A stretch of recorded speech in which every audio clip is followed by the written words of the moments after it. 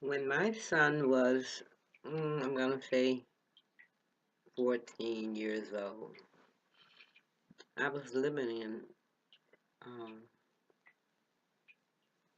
Lawton, Oklahoma. Pac-Man was very popular. And my son, unbeknownst to me, was addicted.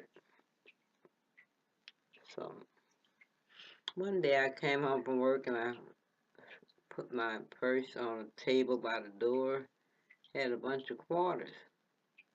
I said, cool, I'll use them to wash. My washer was broke, I had to go to wash.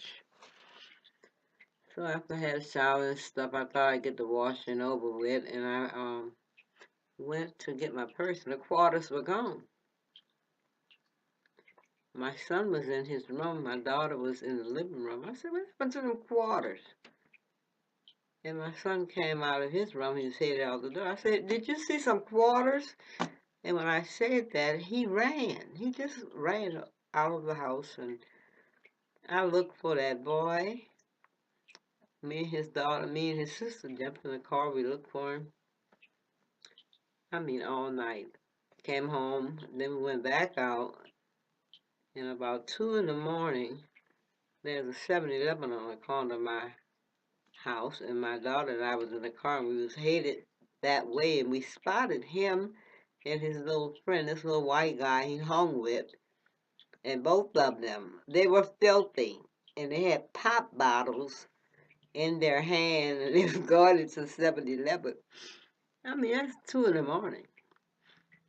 Going into 7-Eleven to sell these pop bottles and take care of his little Pac-Man habit. So he spotted me, but before he could run, I called out to him, and it was a voice he had never heard before. It was very, very sympathetic. I said, Elson, come here. Came over to the car, and he was crying. He started crying. He said, Mama, you gonna kill me. I said, no, it's been a very trying day. But I talked to my psychology professor for about an hour, and he convinced me that I was going about it all wrong. And he told me that I should love you and nurture you and understand you. And I convinced him by allowing a tear to fall from the corner of my eye to get in the car. Got in the car. We got home. I prepared his bath water. He got in the shower. We talked about life and stuff. And I tucked him in, set my alarm clock for 6:30. And I got up 6:30 that morning, and I beat his little black behind. I mean, I gave him one of them old-fashioned Lula Houston, that's my mama, whippings. And back in that time, I guess we could go to jail, because, honey, I tore him up. He had whelps on his eyeballs, ears. And I told him as long as he was black, he better not ever run from me again, and he sure better not steal from me again.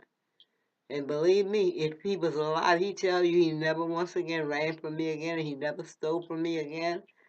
But I was furious. I sat down and wrote a letter to the editor and talked about Pac-Man and how it was the breeding ground for future criminals and gamblers, and that half of the people in Las Vegas are probably there as a result of Pac-Man. Oh, her, that was on a Pac-Man feud. So anyway, that's what happened. Thanks. Bye.